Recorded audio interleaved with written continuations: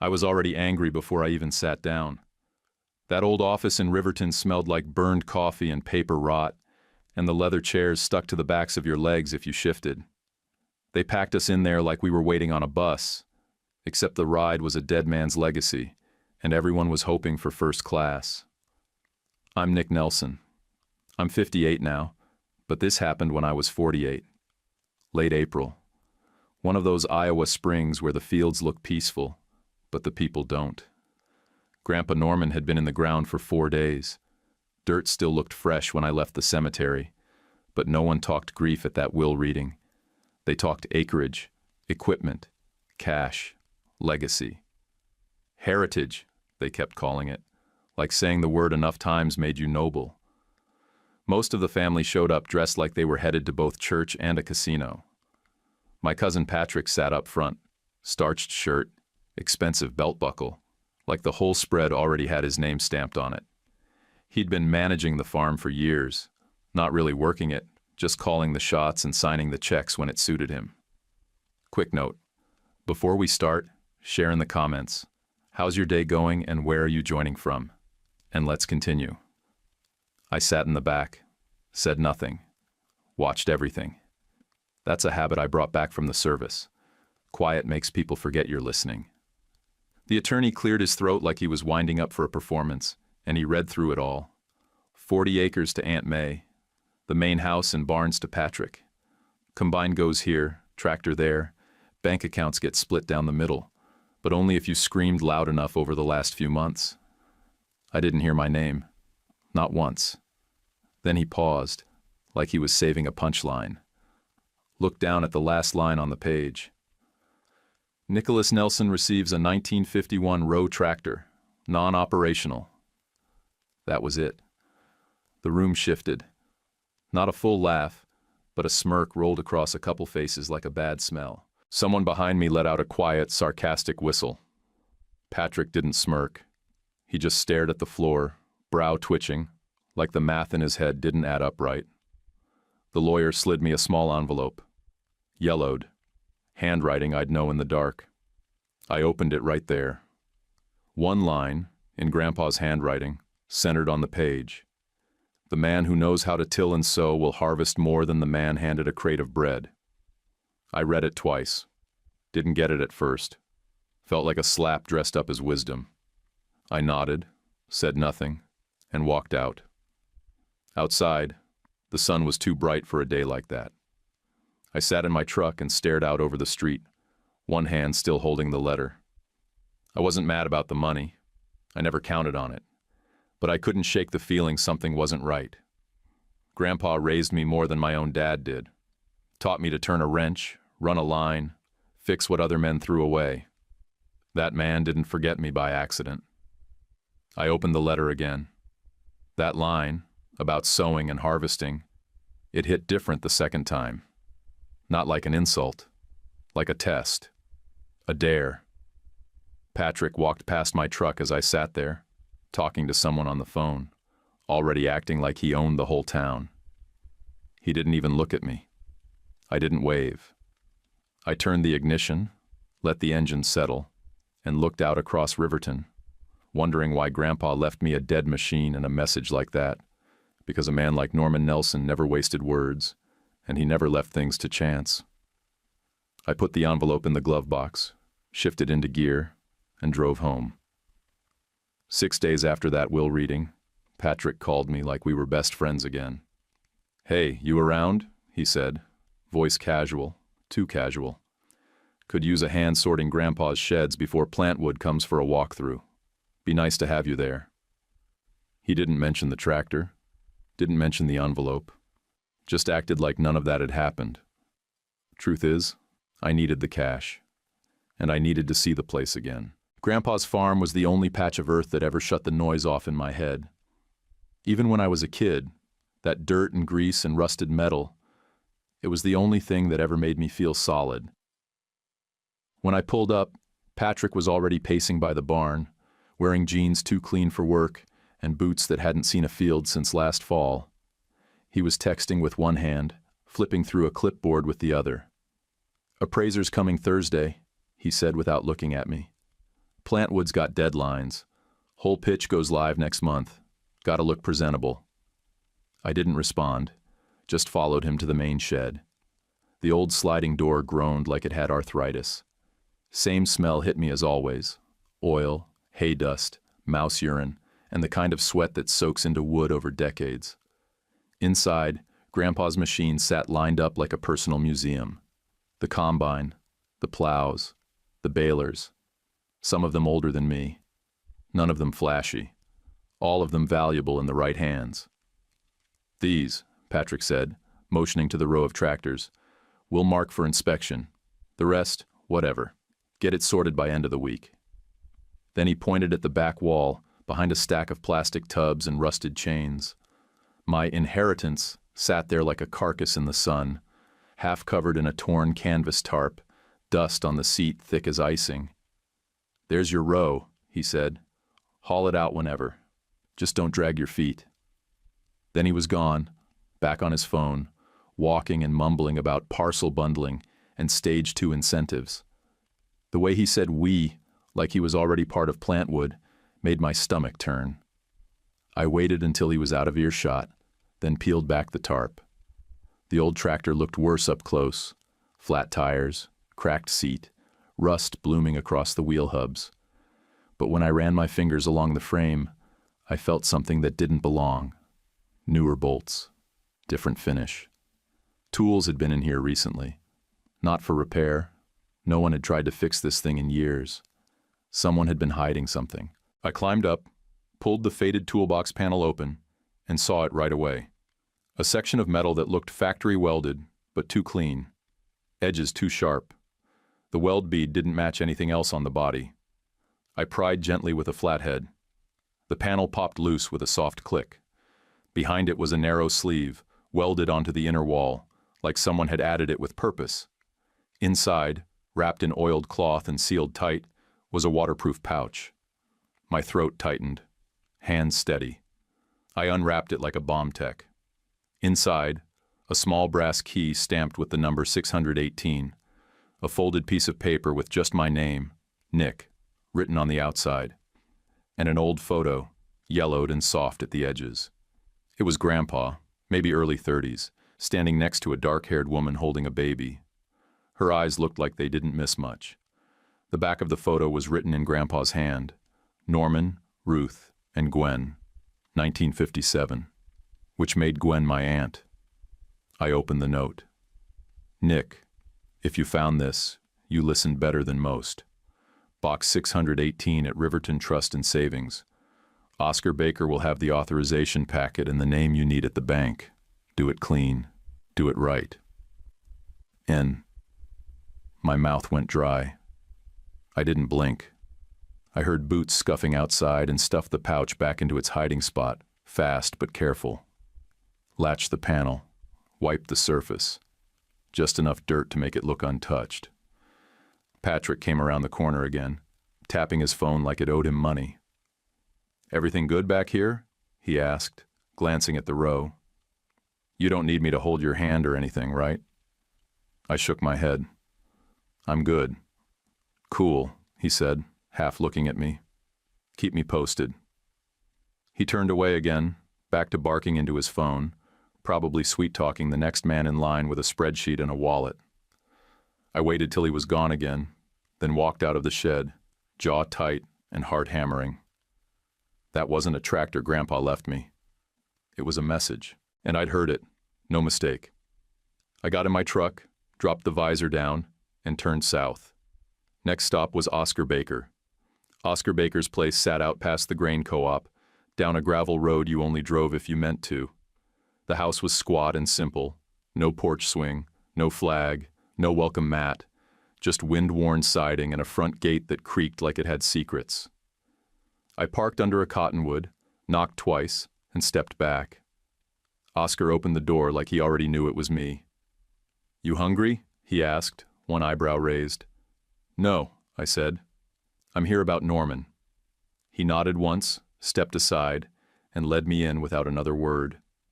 The living room was tight and plain, books stacked too deep on every surface, legal pads scattered like they'd been dropped mid-thought. No TV, No distractions. Just paper and dust, and an old man who hadn't let go of business. Oscar Baker was in his 70s, but still walked like someone who used to make deals standing up, not over email. He poured 2 glasses of water, set them on the table, and sat down slow. I pulled out the photo first, slid it across to him.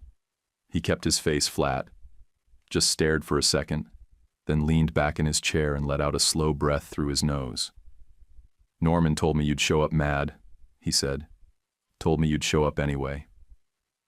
He got up without another word, walked to a locked filing cabinet by the hallway, and pulled a key from a hook under a clock. He opened the top drawer and took out a brown folder, worn at the edges, labeled in faded ink. NRN, personal. He held it in both hands like it was heavier than it looked. "Your grandfather was a hard man," he said, "but not a cruel one. Everything in here was saved for you, and only you." I opened the folder on the table.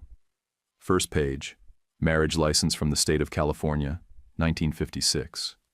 Norman Nelson and Ruth Layton. Next, a birth certificate for Gwendolyn Ruth Nelson, dated summer of '57. And tucked behind that, a legal guardianship transfer signed 2 years later. No court drama, just 2 lines. Custodial rights given to Ruth's parents. No fight, no noise, just gone. "She died young," Oscar said, tapping the folder. "Complications from a fever. Norman was still recovering from the army, trying to hold a job. No real way to raise a baby alone. Ruth's folks took the girl in, and Norman came back here and buried the whole thing under Iowa dirt." I kept reading. Every document had Grandpa's name, his clean block lettering, his own fingerprint on the margins. None of it fake. All of it real. Like he'd built a shadow life and kept it folded in a drawer for half a century. "Why didn't anyone know?" I asked. Oscar poured more water, hands steady. "Because Norman was proud and ashamed at the same time, and because this county loves a clean story. One family, one name, no complications." I stared at the birth certificate again. "Gwen Morgan," I said out loud. "She took the name after marriage, lives in Indiana now," Oscar said. "But she stayed in touch, carefully, quietly. I've only met her once." He pulled a second envelope from his inside coat pocket, sealed, thick, with a notary stamp half faded but still clear. My name written in Grandpa's hand. He laid it next to the folder. "Your key is only 1/2, he said. "Banks hold the companion. This authorization gives them reason to open the box and speak to you directly. Vault manager's number is written inside." I didn't open it yet, just stared at the name across the front. Oscar didn't rush me. "You need to understand something, Nick," he said. "Plantwood's not chasing tourism and photo ops. They're chasing water. Always were. That creek that runs through your grandfather's old parcel, it sits on the cleanest part of the aquifer in this county. That's the real asset." I leaned back, jaw tight. "And Patrick's ready to sell the whole thing for a down payment on a bigger truck." Oscar grunted. "Patrick doesn't understand what he's standing on. He thinks it's cornfields and nostalgia. He's not looking under the dirt." He waited a beat, then said the part he'd been holding back. "Norman didn't just hide family. He hid land." I looked up hard. "What?" "There's a trust," he said. 52 acres, original homestead, creek-fed, tucked in a side parcel with clean title and no shared inheritance claims. Separate from the farm Patrick's running. He created it in the '90s, moved it into a private holding with a backup beneficiary. "Gwen?" I asked. Oscar nodded. "She's listed. But you were named as a contingent handler if she never came forward. That trust lives quiet, but legally it's solid. Hard to break. And it's going to make some people furious." I was quiet for a minute, just thinking. Not feeling. Thinking. All those years working on busted machinery and government contracts taught me that when a system looks too smooth, something's usually hiding behind the panel. Oscar saw the shift in my face. He leaned forward. "Norman left you the tractor because he knew you'd look. He didn't think anyone else would." "Why me?" Because you're the only one he trusted to follow the trail, not chase the reward. I didn't say anything, just folded the envelope, tucked it into my inside jacket pocket, and closed the folder with one hand. I wasn't sure what was coming next, but I knew I wasn't leaving this thing half dug. Oscar walked me to the door, then paused with one hand on the frame. "Nick," he said, "you ever think about what it means that Norman left the truth hidden in a dead tractor?" "Yeah," I said. "I'm thinking about it now." Then I stepped off the porch, crossed the gravel, and got back in the truck. The bank was next. I parked right across from Riverton Trust and Savings, stayed in the truck longer than I needed, just watching the front steps. Same brick building from my childhood. Same flagpole out front with the rope that used to clang in the wind. Only thing different now was the name on the etched glass. Harvey Cook, branch manager. Harvey had been at the bank less than 5 years, but he'd already carved himself into every corner of the county. Church fundraisers, ag board meetings, smiling in the paper next to every new business loan. He had a reputation for getting things done, but it always came with a price and a grin that never hid his eyes. Inside, the air was cold and dry, like they wanted the money to feel comfortable. A younger clerk greeted me, asked my name, then froze for a second when I handed him the sealed envelope from Oscar. "Just a moment, Mr. Nelson," he said. "Let me call the vault manager." 5 minutes later, an older man in a gray vest appeared, Mr. Carl Whitaker. Quiet type. The kind that had been working the same hallways since Reagan. He glanced at the packet, read the notary stamp, then looked up at me. "Follow me, please," he said, barely above a whisper. He led me through the double doors at the back, past a keypad and 2 reinforced security doors, down a narrow hallway that smelled faintly of toner and cleaning fluid. I caught sight of Harvey Cook stepping out of an office halfway down. He saw me and smiled like we were neighbors bumping into each other at a 4th of July picnic. "Mr. Nelson," he said, walking over, hands in his pockets. "Heard you were in today. Everything going all right?" "Just handling family business," I said. "Takes time." "Of course," Harvey replied. "These old trusts, they can be tricky. If you need help navigating anything, our legal department can assist. We like to make sure all transactions run smoothly, especially with development interest in the area." His tone was friendly, but the message wasn't. I didn't take the bait.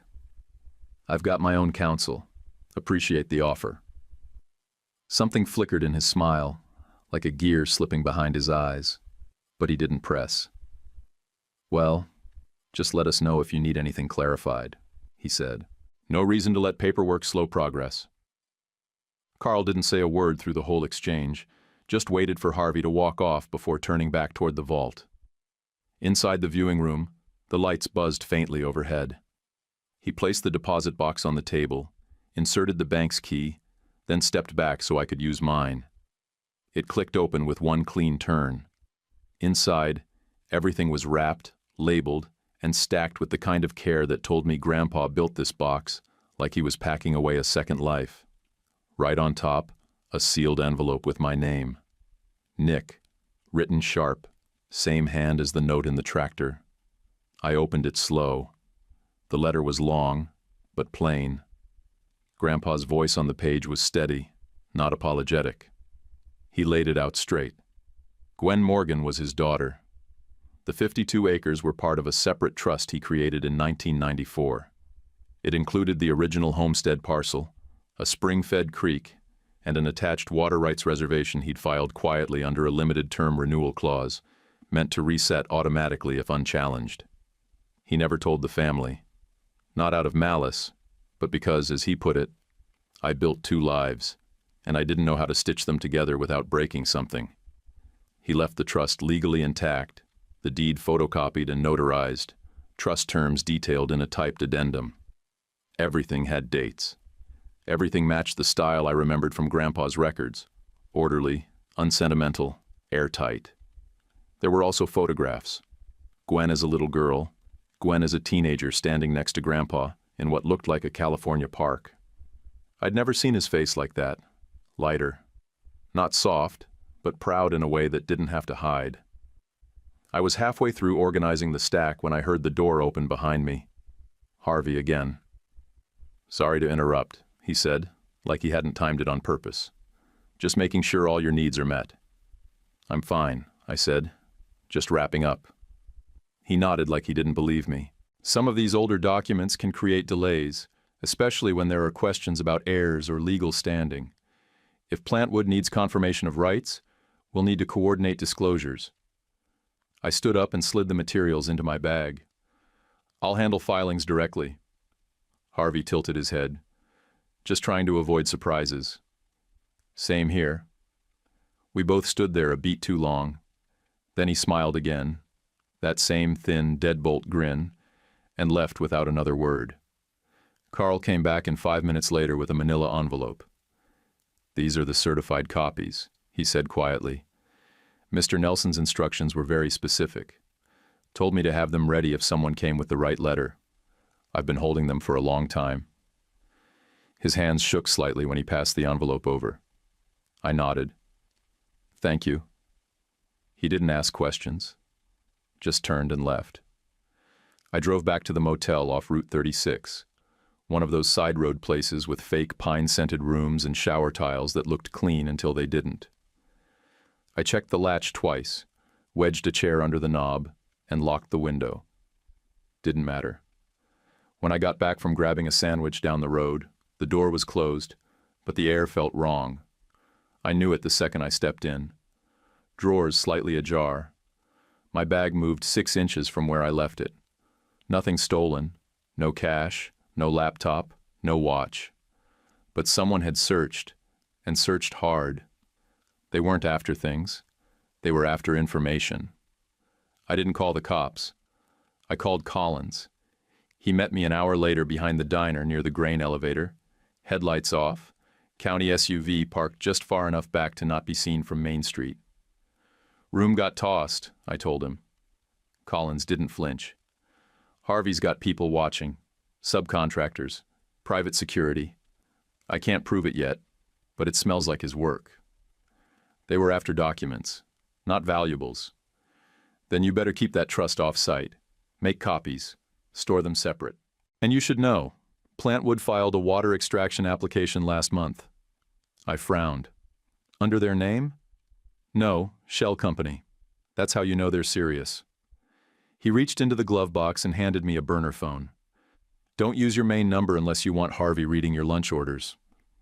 I took the phone, shoved it in my coat, and got out. Time for round 2. I left Collins behind the diner and sat in my truck with the burner phone for a long minute, thumbing the slip of paper that had Gwen's number on it. The paper wasn't typed. Grandpa had written it himself, clean cursive, like it mattered, like he knew I'd hesitate.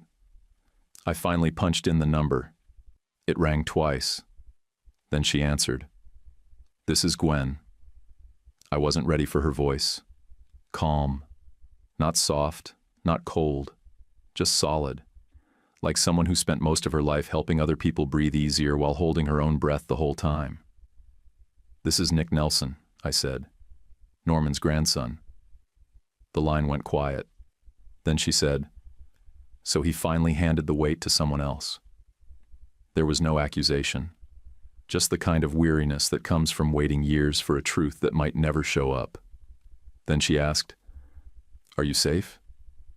That question hit me harder than any opener I'd expected. Not what happened, not why now, just straight to it. "I'm all right," I said, "but I think we need to talk." "I figured it would be you," she said. "Norman always said you listened better than the others. He just never told me how much he'd hidden." We talked for over an hour. She gave me the truth like she was reading from a file she kept locked in her chest.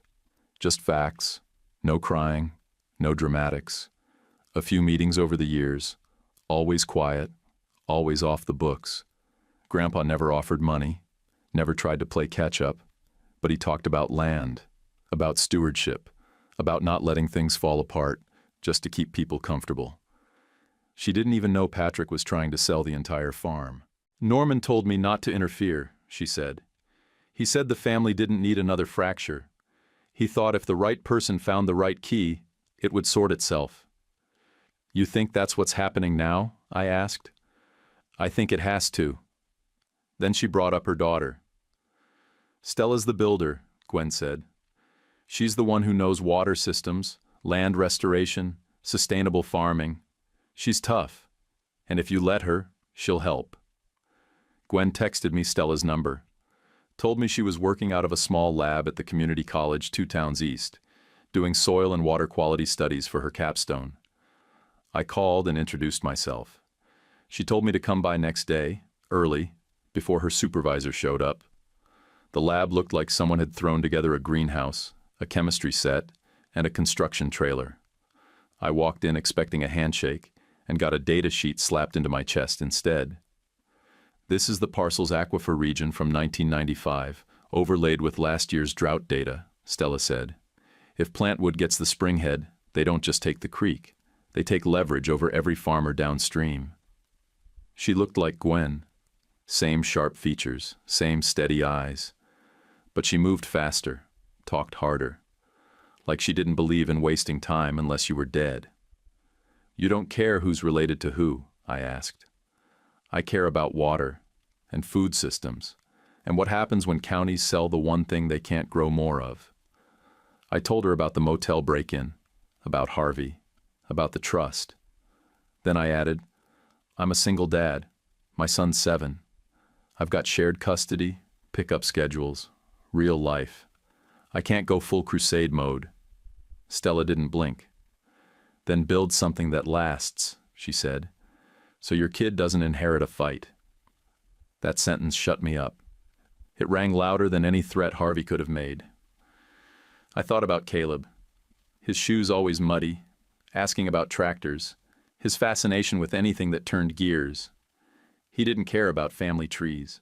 He just wanted to know how things worked. Stella sat down and pulled out a notebook, already sketching. There's an opening here, she said. We pitch conservation easements, educational use, and community value. Plantwood can't override water rights if we attach them to a protected trust with legacy ties, and if we do it fast enough, we can trigger a provisional review. I frowned. I'm not fluent in policy. I know tractors, rusted plows, timing chains. You know work, she said. Let me worry about the language. I drove home with her voice still echoing in my head. That night, once Caleb was asleep, I opened the county board website and checked the agenda. Buried under zoning change requests and variance approvals was a hearing, Planning Commission special session, 9 days out. Subject, preliminary review of proposed commercial development, parcel cluster D, Plantwood's footprint. They were moving fast, too fast to be natural. Someone was clearing the path for them. The next day, I met Stella again in the back lot of the college. She brought a laptop, a huge rolled map, and a fire I couldn't explain. She laid out a whole outline: Heritage Machinery Education Center, Spring Preservation Plan, limited-scale tourism pitch, and ag scholarship rotations through the school. All we need is Gwen, she said. And you. I called Gwen again that night. I saw the agenda, I told her. It's already set. We've got 9 days. There was a pause, then she said, I'll fly in this week. You sure? No one asked me if I wanted to keep the secret. That choice was made for me. But I'm not going to let them pave over it. Caleb woke up early the next morning, came into the kitchen dragging a blanket, and asked what I was working on.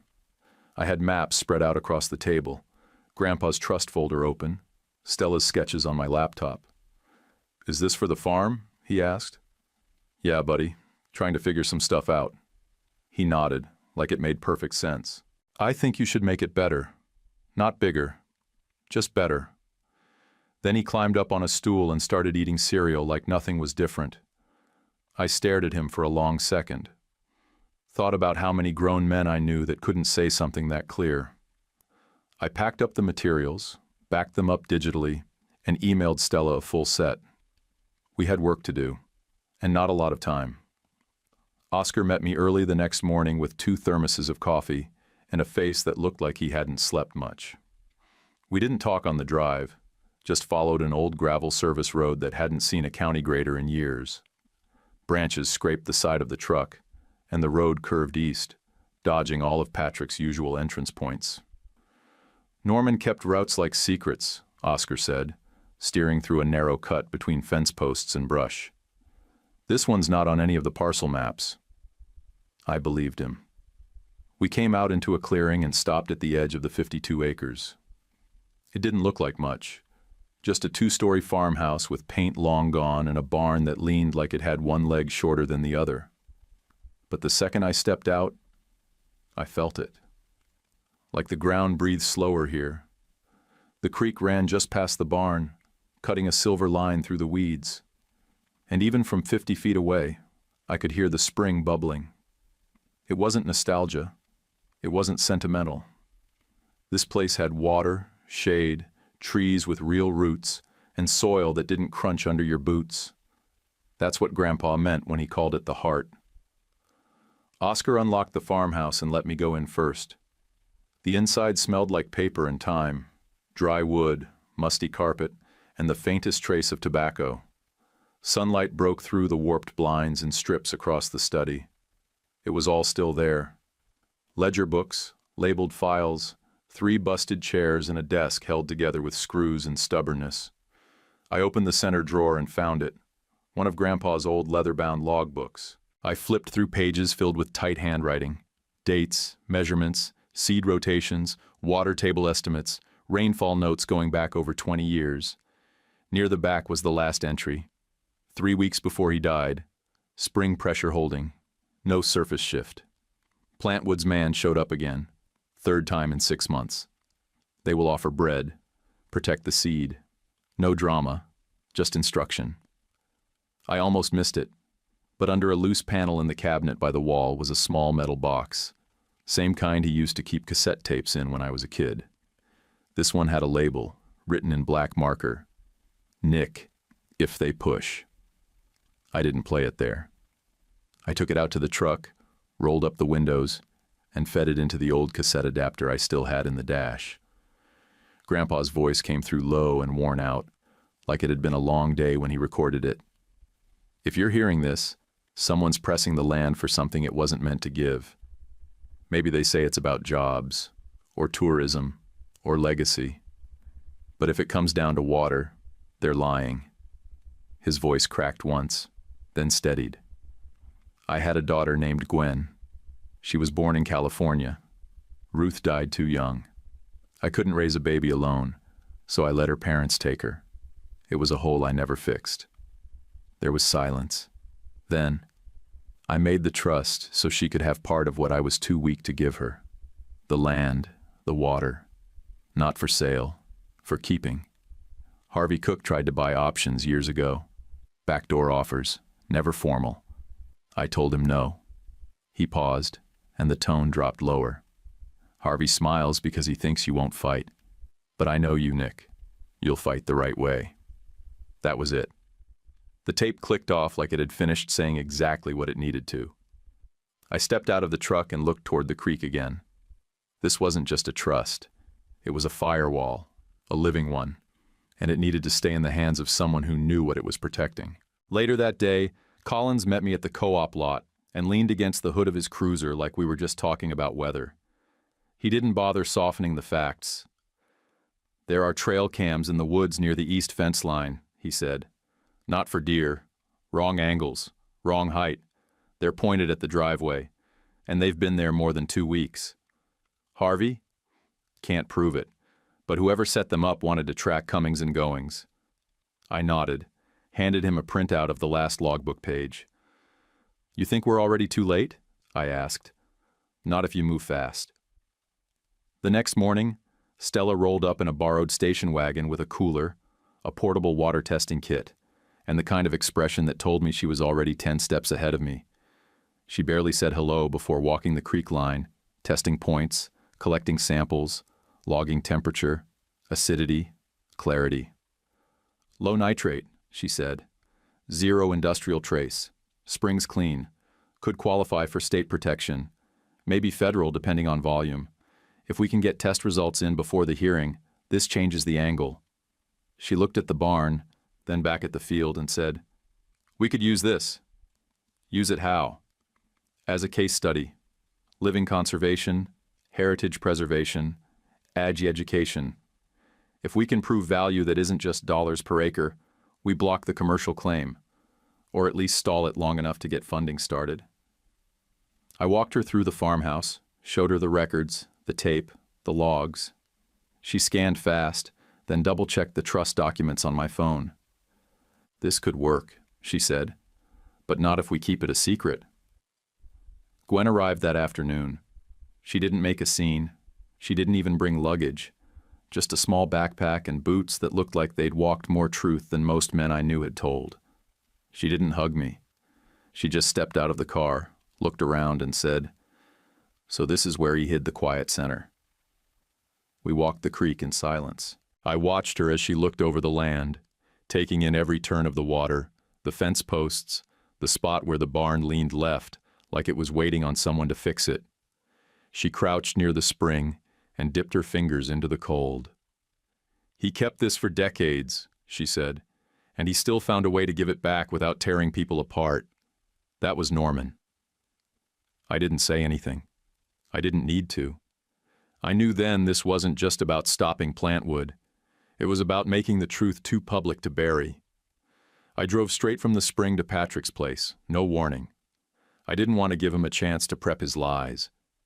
His house sat on the edge of a new subdivision, where the siding still smelled like Lowe's, and the yards hadn't decided if they were grass or mud. It looked like someone tried to build a fresh start with a calculator. No toys in the yard, no family photos on the porch, just stacked boxes by the front door like he was already half out the back.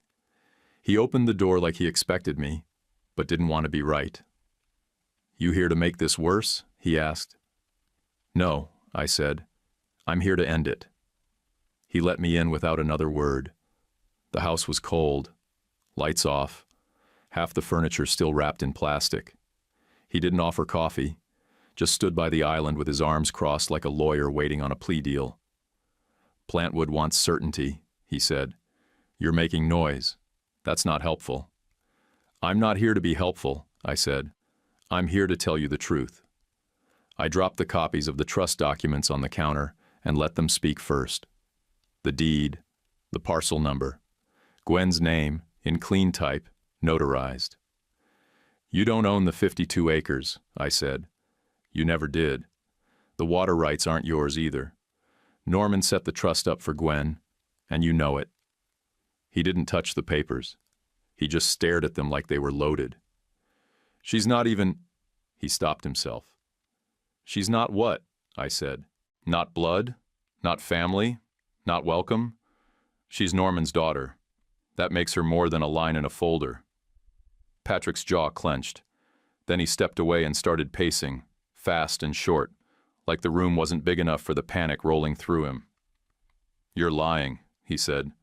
"You don't know what on earth you're talking about." "Don't start that. I've got bank records, audio, logbooks, and people who were there. You think I'd walk into your house with nothing but attitude?" He stopped pacing. For a second I thought he was going to throw something. Then his shoulders slumped, and it cracked.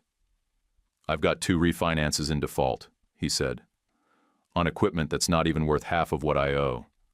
The land loans are floating because Harvey said he'd cover the bridge until Plantwood closed.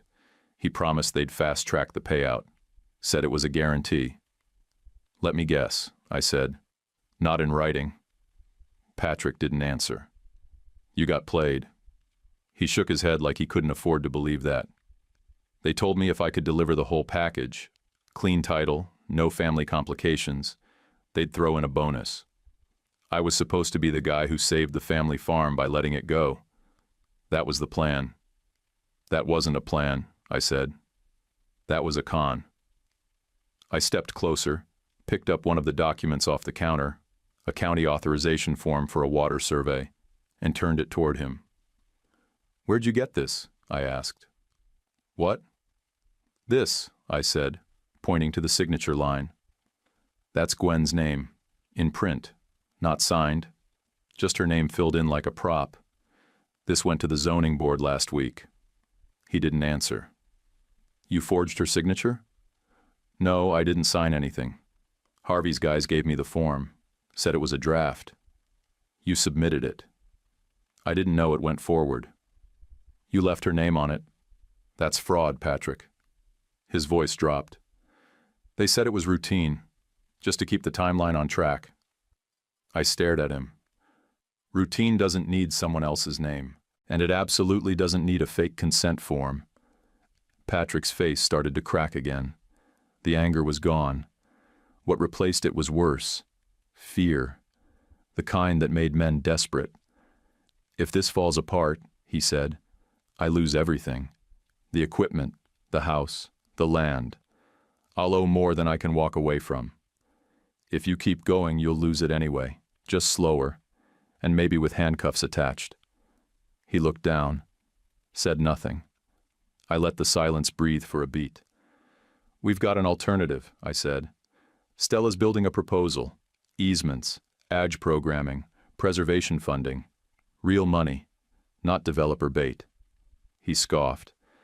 And you think they'll hand over checks because your new friend printed a brochure? She's not a brochure. She's got the science, the contacts, and the drive. And Gwen's willing to stand up and tell the whole truth. You don't want to be the guy who tried to bury a blood relative for a handshake loan. Patrick ran his hands through his hair and sat down hard at the kitchen island. They're going to drag me either way, he said. I already signed things I don't fully understand. Harvey's got copies, emails, messages. Then stop giving him more rope. He sat there for a long minute, eyes on the floor, like he was calculating which bridge was cheapest to burn. If I show up to the hearing, if I say anything, they'll know I flipped.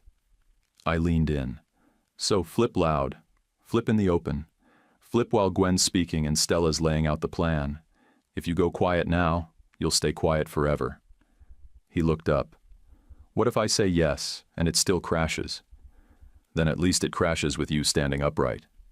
He nodded once. A short, stiff movement like it hurt to say yes out loud. I'll come to the hearing, he said. I'll hear Gwen out. That's not enough. Don't just hear her. Listen, then own your part. I left the trust documents on the table and walked out. He didn't follow.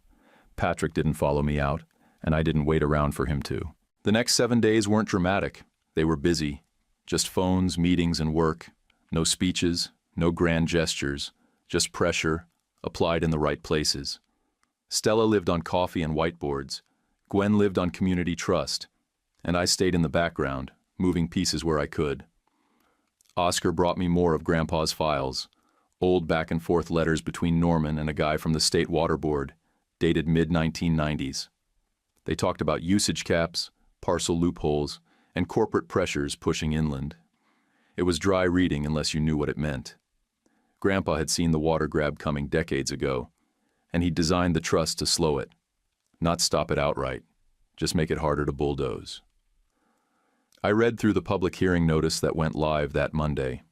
Plantwood's team listed long-term economic benefits, sustainable recreation opportunities, and light agricultural integration.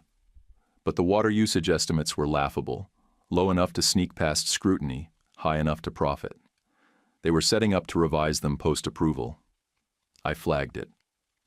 Collins met me in the alley behind the county assessor's office and handed over a folder.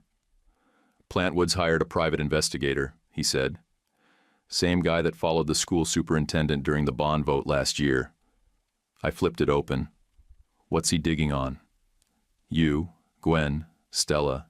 He already made contact with your ex. That hit harder than I expected. My chest tightened. She filed a concern? I asked. Family court got a tip call. She suddenly wants a review of your mental health stability. Her words. That was my side plot now. Play defense at home while trying to hold the line in public. Stella didn't slow down.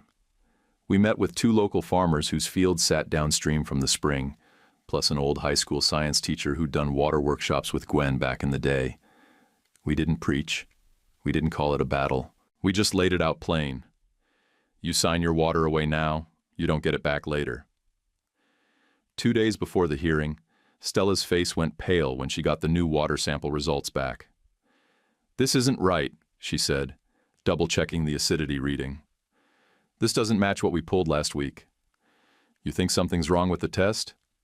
"No," she said. "I think someone contaminated the spring." We drove out that evening, just before sunset. I brought gloves and a flashlight. She brought test kits. The grass around the spring head was disturbed, boot prints, faint but fresh.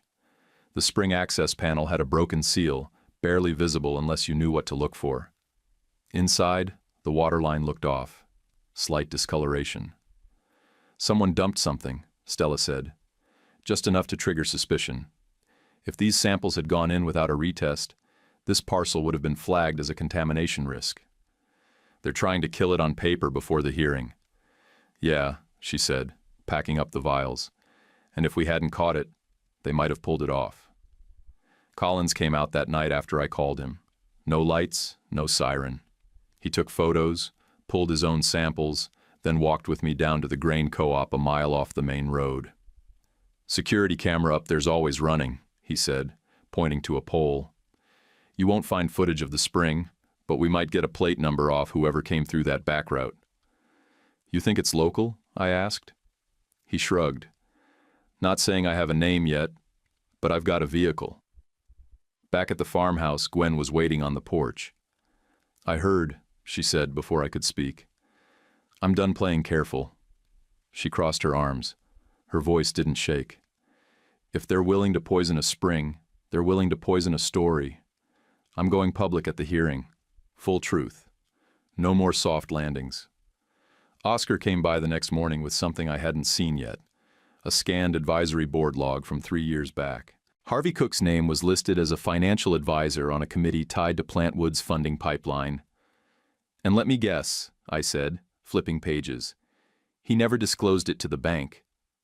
"Nope. Which means we've got leverage. Real, legal leverage. You drop this right before the hearing, and Harvey doesn't get to hide behind polite threats anymore." Stella finished the final pitch that night. Maps, funding charts, long-term return on investment, water bank eligibility, conservation easement options, and ag tourism numbers that weren't fantasy. It was tight, it was grounded, and it didn't rely on one name or one legacy. "This plan can outlast any of us," she said, "but we have to own it together." I loaded the file on a flash drive, saved a backup in the cloud, and printed 5 hard copies, one for each commissioner, one for the record, and one for the press packet I knew we'd need. Before bed, I sat at the kitchen table with Caleb's art supplies pushed to one side and Grandpa's cassette tape in front of me. I hadn't played it again since the truck. I didn't want to need it, but I kept it in my jacket pocket anyway, just in case.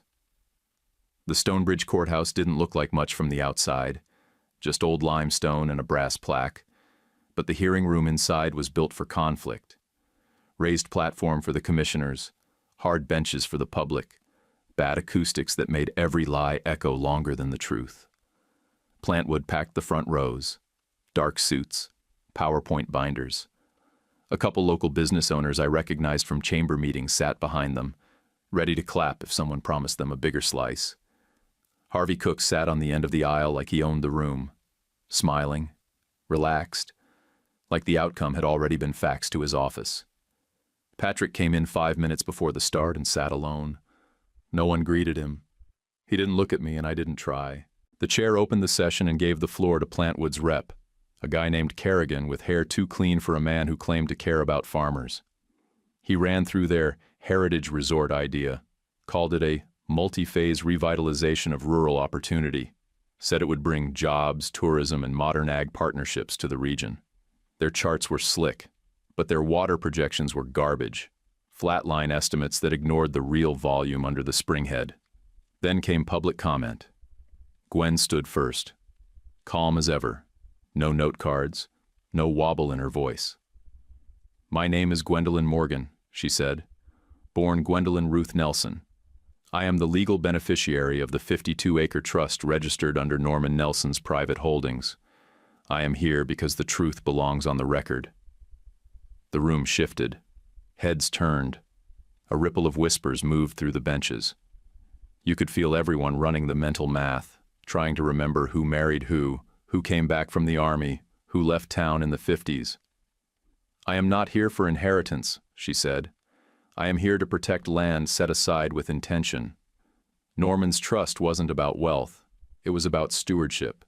This spring, this soil, this place, he didn't want it turned into a water pump with a gift shop. She stepped back. No tears, no drama, just facts, delivered with weight. Stella stood next. She moved like she belonged there, chin up, laptop in hand. She ran through the alt proposal, conservation easements, heritage ag center, public-private partnerships, grant opportunities. She named the funders we'd already contacted. She handed out job impact sheets that showed numbers without fantasy padding. "This plan supports 10 jobs in year 1, she said, 15 by year 3, plus education programs, tourism rotations, and water banking revenue that stays in the county. And it doesn't sell off our water to a holding company with no roots here." Then came the one I didn't expect. Patrick stood. He looked awful, pale, wrung out. But he stood straight. "My name's Patrick Nelson. I was managing the farm after Norman passed. I've made mistakes. I refinanced equipment twice and took advice I shouldn't have trusted. I let Harvey Cook talk me into shortcuts." No one breathed. He didn't confess everything, but he confessed enough to make the point. "I was told this deal would save us, that Plantwood would fix things. I didn't ask the right questions. That's on me." Harvey finally moved, straightening his back like he'd been personally insulted. When the chair opened the floor to rebuttal, Harvey stood. He didn't look at Gwen. He looked at the commissioners. "The trust is unverified," he said. "Even if the documents exist, we haven't had time to review them for authenticity. Furthermore, with a project of this scale, eminent domain may be a viable path if individual holdouts block public benefit." That word, eminent domain, dropped like a shovel hitting stone. Then the chair called on Collins. The sheriff walked up with a folder and a slow gait that made sure people were paying attention. "Eminent domain," Collins said, "is not an automatic green light for private profit. And there's an active investigation underway into tampering at the Springhead site. Surveillance footage confirms unauthorized entry. Contamination was detected and documented. This wasn't an accident." That should have been the closer. But Harvey pushed. "If this hearing allows unverified recordings and hearsay from decades-old trusts..." That's when I stood. I handed a sealed envelope to the clerk and addressed the chair. "I'm submitting a partial transcript and offering to play a short segment of a recorded statement made by Norman Nelson, verified by handwriting, date logged in his ledger, and supported by the bank documents already submitted." I turned to Harvey. "It includes his words, not mine, naming Mr. Cook as someone who made prior offers for water rights through unofficial channels. I didn't need the whole tape, just enough." The clerk played the excerpt, Grandpa's voice, tired but clear, talking about water, Gwen, and how Harvey smiles because he thinks you won't fight. Then I submitted certified copies of the trust, stamped by the Riverton branch manager. It wasn't just a story now. It was evidence. The chair took a moment, then called for a vote on the fast-track zoning approval. It didn't pass. No applause, no chaos, just a pause. And then the announcement. Plantwood's request was tabled. A full environmental and water impact study would be required before further review. I turned toward Harvey just in time to catch it. His smile cracked. Only a sliver. But it was real. And in a town like Riverton, that's the first sign he'd lost the room. Plantwood didn't vanish, but the vote slowed them down hard. And when a company like that loses momentum, it bleeds out over time. They still sent reps to town, still mailed glossy flyers, and made polite follow-up calls, but none of it landed the same. The current shifted. Collins told me a few weeks later that the vehicle caught on grain co-op footage was traced back to a subcontractor from Plantwood's environmental survey crew. No charges yet, just an open file, quiet interviews, some paperwork that made its way to Des Moines. No TV drama, just consequences, slow and steady. Oscar helped Gwen file the trust formally with the county registrar. The original deed and water reservation, notarized and publicly entered, made it harder for anyone to play shell games with that land ever again. Secrets don't last long once they're printed in the ledger. Stella stayed longer than she planned. She turned that proposal of hers into a full program. She met with grant committees, built partnerships with a conservation group out of Kansas City, and got a state nonprofit interested in water banking. They moved fast once they saw her data, even faster when Gwen spoke for the land herself. Patrick didn't vanish either. He swallowed the facts one meeting at a time, sold 2 tractors he didn't need, pulled out of a second land deal, restructured with help from Oscar and Gwen. He didn't get forgiven by default. He had to earn it. The real shift happened when he walked into the bank board meeting with Gwen on his left and Oscar on his right. I walked in behind them. Harvey Cook was already seated. For the first time, he didn't stand to greet us. He tried to speak, tried to regain his footing, but he wasn't holding the room anymore. The board voted unanimously to put him on leave pending a compliance review. Undisclosed financial conflict of interest, multiple trust irregularities, internal pressure allegations, no cuffs, no headlines, just a quiet shoving out from the seat he'd thought was his for life. A man like Harvey doesn't fear prison. He fears losing access. And that's what we took. Gwen didn't stay in town full time. She didn't want to take someone else's space. She came and went as needed, helping Stella, walking the creek line, showing up to speak when it mattered. Every time she came back, she looked less like someone visiting a ghost and more like someone who finally had a place again. I spent nights out in the barn with the old row tractor, bringing it back piece by piece, rebuilt the carburetor, patched the seat, swapped the tires off an old Massey. I got it running, not show-ready, not polished, but enough to roll across the pasture on its own power. We parked it front and center at the first community open house, right in front of the old barn Gwen called hers now, whether Riverton likes it or not. The kids climbed on it. A few of the old-timers chuckled when they saw the row nameplate. I just stood by it and waited for someone to ask, and someone always did. "Why'd your grandpa leave you a busted old tractor when everyone else got land and cash?" I'd answer the same way every time. He left me the work because he knew I'd do it. Sometimes I'd repeat the line from that letter too. The man who tills and sows will harvest more than the man handed a crate of bread. Most folks didn't know what to say to that. Some of them nodded. A few smiled. One guy muttered, "Sounds like something Norman would say." He wasn't wrong. Turns out Grandpa didn't leave me nothing. He left me the truth, a trail, and a job that meant something. And when it was all said and done, that was worth more than every acre Plantwood ever tried to buy. Hey, real quick before you scroll, let me ask you something personal. If your family left you a mess tied up in land, secrets, and pressure, would you dig in and fight like Nick did, or walk away to protect your peace? If you've got the hype feature, please tap it now to help this story reach more people. And if you haven't yet, hit that like button and subscribe. It's one click, but it means a lot to us. Drop a comment too, even just good story, or your take on the ending. We read everyone. Love you guys.